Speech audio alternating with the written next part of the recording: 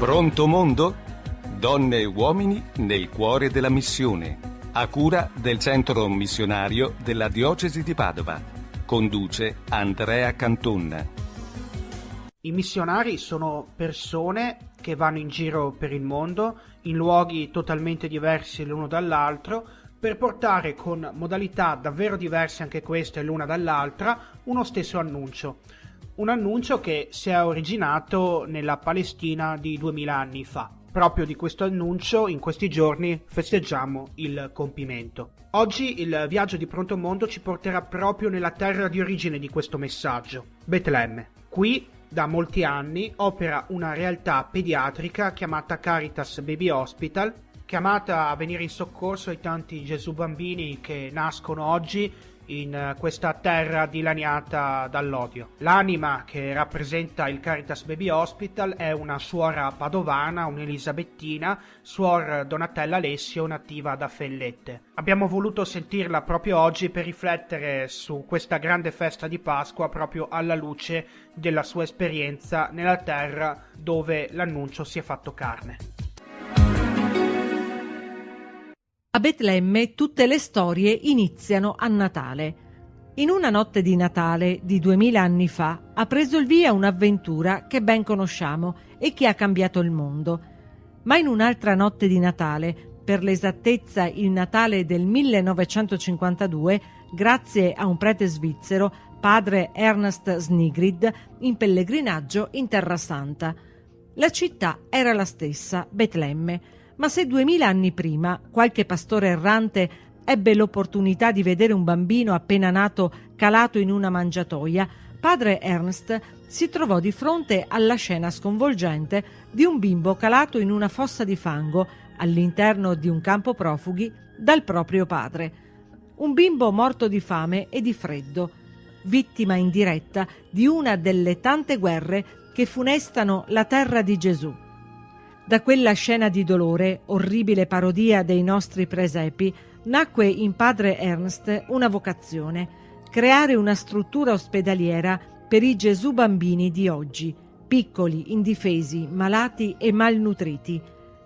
Dopo il primo nucleo provvisorio, nel 1978, l'inaugurazione dell'ospedale vero e proprio, il Caritas Baby Hospital. Ad animare questa realtà, unico centro pediatrico palestinese che conta 40.000 visite ambulatoriali, migliaia di ricoveri, sono le suore elisabettine di Padova, tra loro anche suor Donatella Alessio. Il Caritas Baby Hospital può continuare ad essere un centro di eccellenza soltanto grazie alla provvidenza. L'associazione Aiuto Bambini Betlemme lo fa conoscere e aiuta a convogliare la solidarietà di tutto il mondo. Pronto mondo? Con noi in collegamento da Betlemme, dal Caritas Baby Hospital a 100-150 metri dal famoso muro, suor Donatella Alessio. Grazie suor Donatella per essere con noi. Grazie a te, grazie a voi che mi permettete di stare con voi in questo breve tempo, ma penso intenso. In questi giorni la Chiesa ricorda una morte e una resurrezione. Tu stai vivendo nei territori in cui questa morte, questa resurrezione, questo annuncio si è fatto carne. Come ti senti a stare lì? Diciamo che Betlemme e Gerusalemme sono i due poli della vita di Gesù. Lo sento come un po' un tremendo intreccio tra la vita e la morte a livello quotidiano. La vita a Betlemme e la morte a Gerusalemme è un po' quello che si vive in questi territori, soprattutto al di qua del muro.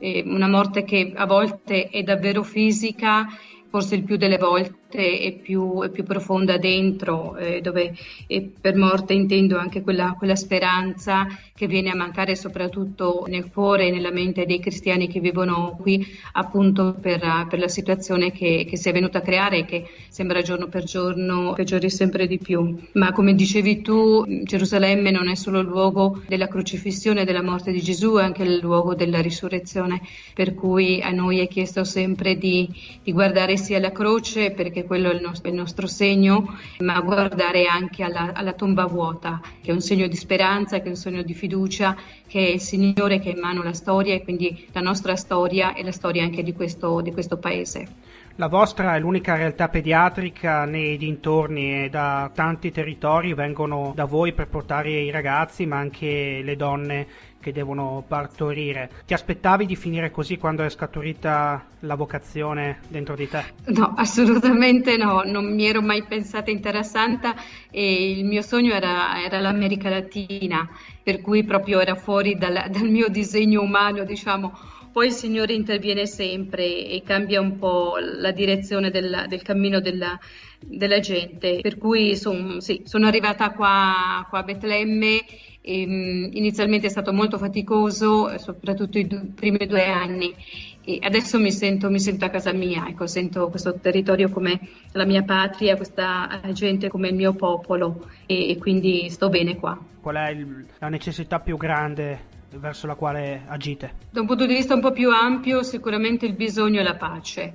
E quando Papa Francesco è venuto qua, l'ha cercato di dirlo in tantissimi modi, la pace e la giustizia, sia da una parte che dall'altra, perché comunque tutti i 2 popoli in maniera diversa stanno soffrendo un po' questa situazione, per cui il bisogno, se posso dire, più grande è proprio il bisogno della pace, del rispetto dei diritti delle persone e della giustizia. Non c'è pace senza giustizia, questa affermazione viene più da più parti, quindi sì, mi sento di dire che questo è il bisogno più grande. A 3 chilometri la culla dove è nato Gesù e a 150 metri questo muro che separa gli israeliani dai palestinesi, ma non solo. Sì, è una contraddizione, è il principe della pace, il Dio che si è incarnato, che ha cercato di dare il messaggio di una solidarietà molto più ampia, molto più grande, dell'essersi fatto uomo per rendere uguali tutte le persone. E a 3 chilometri da qua sembra che questo muro invece dica totalmente il contrario, dove la differenza si vede, dove non c'è possibilità di incontro, dove la vita ha un valore anche diverso da una parte e dall'altra del muro. E sì, sembra un messaggio contraddittorio, eppure molto molto reale e anche molto sofferto. Quali sono le conseguenze concrete di questo muro nella popolazione? Ma la prima più evidente è il fatto di non potersi muovere liberamente se non attraverso un permesso speciale che viene rilasciato appunto da un ufficio israeliano. Questa è quella più evidente, ma forse anche quella un po' che ha un impatto più forte, ma anche superficiale. Uso questo termine senza togliere niente alla sofferenza che provoca questo. Il muro chiude, il muro divide, questo secondo me è l'impatto più forte, dove non c'è la possibilità che un popolo si metta a confronto con un altro popolo. I palestinesi, israeliani, quando prima del muro, io sono arrivata prima del muro e non c'era questa divisione, adesso c'è il sospetto reciproco, non c'è l'accoglienza reciproca, e sono tutti aspetti che minano un po' l'esistenza umana e non permette di guardare all'altro come un fratello o come un cittadino che comunque ha diritto di vivere la propria vita nella propria terra. Suor Donatella, tra pochissimo torneremo da te. Prima però vogliamo ripercorrere un bell'incontro che c'è stato nelle scorse settimane. In una mattina soleggiata di febbraio, Papa Francesco, già papà della Chiesa universale, è diventato anche il papà dei bambini malati di Betlemme. Una targa intagliata nel legno d'ulivo con la qualifica di Angelo dei bambini di Betlemme. A consegnargli questo ennesimo riconoscimento, lo scorso 11 febbraio, ci ha pensato Suor Donatella Alessio, che ha poi raccontato: consegnare questa targa è stata come consegnare tutta l'associazione Aiuto Bambini Betlemme e tutto il Caritas Baby Hospital, con i suoi bambini e dipendenti, nelle sue mani. Su quella targa il Papa ha pregato qualche istante, chiudendo gli occhi. Suor Donatella ricorda: in quel momento ho sentito un'intensità forte di preghiera e un collegamento in diretta con il Padre Eterno. Ora sappiamo che abbiamo un angelo per i bambini di Betlemme e un papà per il Caritas Baby Hospital, siamo in buone mani. Pronto mondo? Donne e uomini nel cuore della missione. Pronto mondo? Suor Donatella, Papa Francesco l'11 febbraio vi ha dato un forte segno di speranza. Sì, l'11 febbraio è stato un giorno particolare per me e anche per il direttore generale dell'ospedale, nonché i rappresentanti dell'associazione del Caritas Baby Hospital in Svizzera. E l'ho incontrato in modo particolare io perché, appunto, parlando italiano ho potuto direttamente dirgli le cose e presentargli il Caritas Baby Hospital. Una speranza soprattutto nella sua paternità. Gli ho chiesto appunto se voleva essere il papà spirituale, diciamo, del Caritas Baby Hospital, dei bambini del Caritas Baby Hospital, e ha accettato, per cui questo è stato un momento molto molto molto forte. E parlando un po' di che cosa facciamo, alla fine Papa Francesco ha detto davvero con un tono di grande speranza, che è stato un po' come un vento che ha soffiato sulle nostre vele, quando ha detto: i bambini palestinesi sono il futuro della Palestina. Una gioia immensa nel riconoscere, appunto, oltre al nostro operato, anche il fatto che i piccoli sono il futuro di uno Stato, e di uno Stato come la Palestina, dove davvero si sta lottando perché i bambini possano diventare adulti. Che storia avete raccontato al Papa? Che esperienza avete consegnato a lui? Non c'era tantissimo tempo, per cui gli abbiamo parlato in modo particolare del Caritas Baby Hospital. Se avessi avuto l'opportunità di parlare a lui di qualche esperienza, avrei detto l'esperienza che abbiamo vissuto un po' di tempo fa nell'accogliere un bambino ebreo. Il muro separa palestinesi dagli ebrei e generalmente le persone dall'altra parte del muro non hanno la possibilità di venire nei territori palestinesi. Tuttavia ci sono degli insediamenti ebraici all'interno del territorio palestinese. Una famiglia di ebrei che abitava appunto vicino all'insediamento, vicino a Betlemme, aveva un bambino che sta male, doveva portare il bambino in un ospedale di Gerusalemme. L'unica strada più percorribile era quella appunto di attraversare il checkpoint.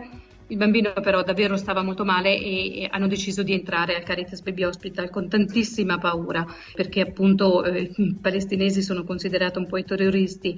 Alla fine si sono resi conto che il loro bambino è stato trattato come un qualsiasi altro bambino che arriva al Caritas Baby Hospital, dove noi non facciamo nessuna differenza né di tipo economico, sociale o religioso.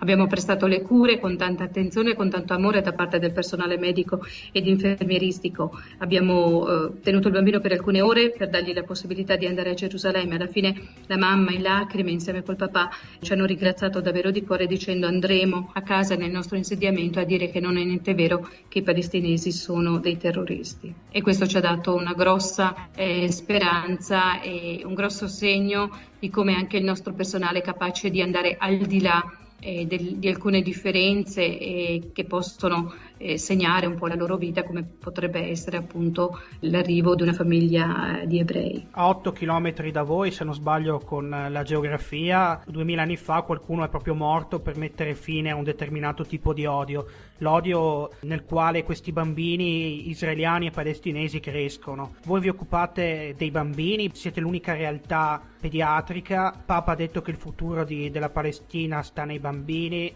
Voi come lo vedete questo futuro? Con che occhi? Se dovessi guardarlo con gli occhi solamente umani, direi che è un futuro buio, un futuro nero, un futuro che non fa trasparire nessuno spiraglio di luce.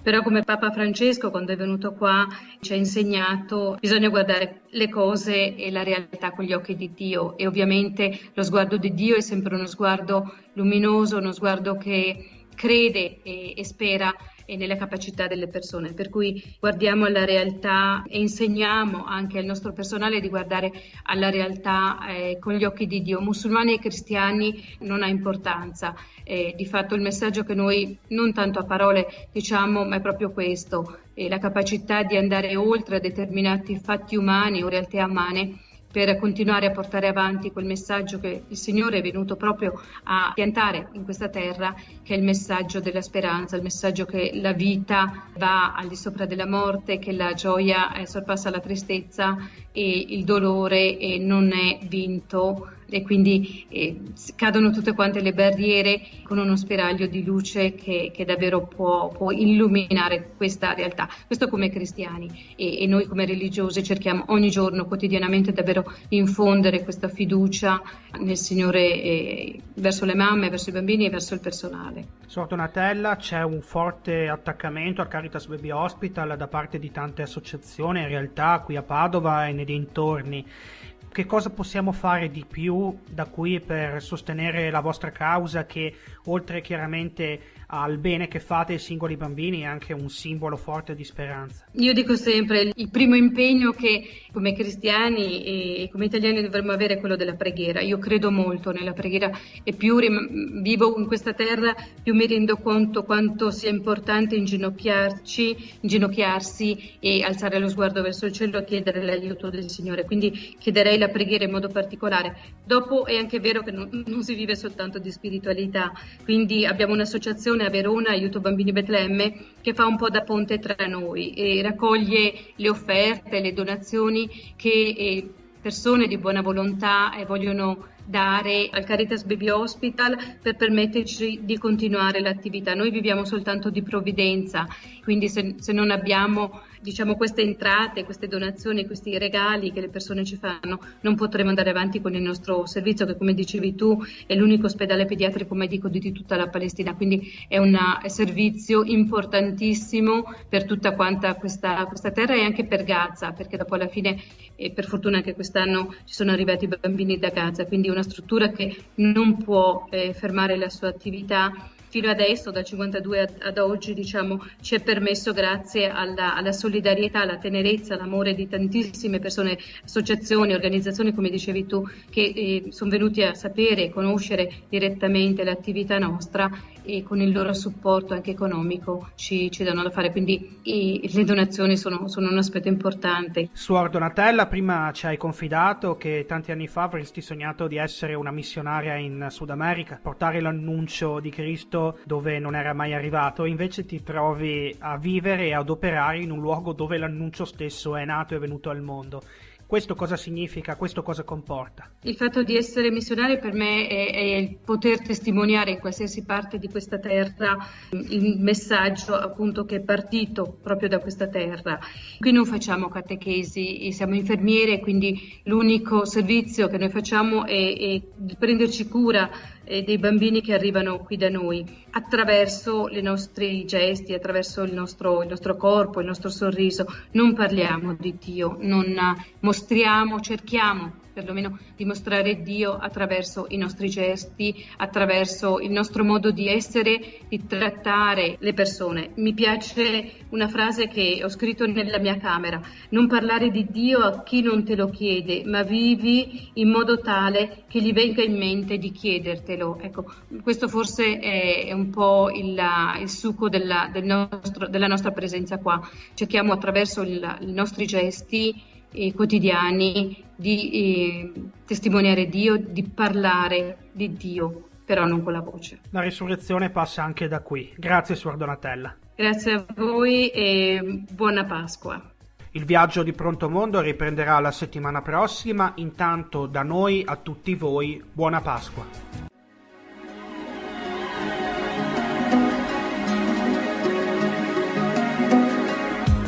Pronto Mondo?